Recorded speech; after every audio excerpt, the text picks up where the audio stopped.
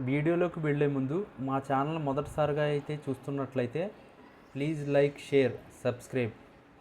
ఏపీలో సంచలనం రేపిన సుగాలి ప్రీతి కేసులో కీలక మలుపు చోటు చేసుకుంది.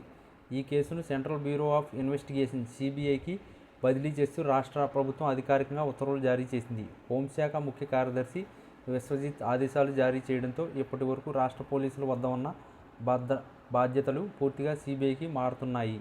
దీంతో ఈ వ్యవహారం మళ్ళీ హాట్ టాపిక్గా మారింది. సుగాలి ప్రీతి ఘటన 2017 ఆగస్టు నెలలో జరిగింది. కర్నూలు తాలూకా పోలీస్ స్టేషన్ పరిధిలోని ఒక ప్రైవేట్ స్కూల్లో చదువుకుంటున్న ప్రీతి అనుమానాస్పద స్థితిలో ఉరివేసుకుని మృతి చెందింది. మొదటిది ఆత్మహత్యగా నమోదు చేసిన కుటుంబ సభ్యులు మాత్రం స్కూల్ యాజమాన్యం అత్యాచారం చేసి తమ కూతురిని హత్య చేసిందని తీవ్ర ఆరోపణలు చేశారు. ఆ వెంటనే కేసు నమోదైంది. కానీ దర్యాప్తులో పెద్దగా పురోగతి కనిపించలేదు.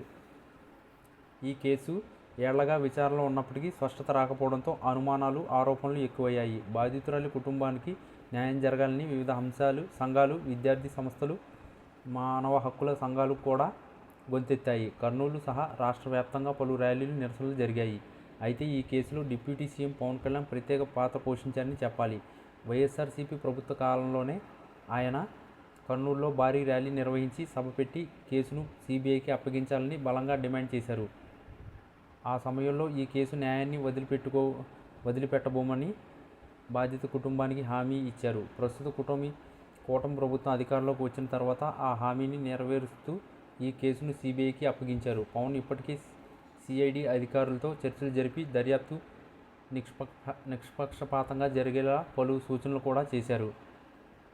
మరోవైపు వైఎస్ఆర్సీపీ ప్రభుత్వ సమయంలో కూడా ఈ కేసు సిబిఐకి అప్పగిస్తూ జీవో నెంబర్ 37 జారీ చేసింది. అయితే తరువాతి కాలంలో ఎలాంటి పురోగతి జరగక కేసు మరుగున పడిపోయింది.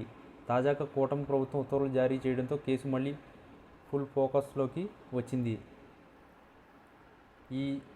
ఇప్పటికే సుగాలి ప్రీతి కుటుంబానికి రాష్ట్ర ప్రభుత్వం ఆర్థిక సాయం, పలు బెనిఫిట్స్ అందజేసింది. అయితే కుటుంబ సభ్యులు మాత్రం నిజమైన న్యాయం జరగాలని, అసలు నిందితులను శిక్షించాలని స్పష్టంగా డిమాండ్ చేస్తున్నారు.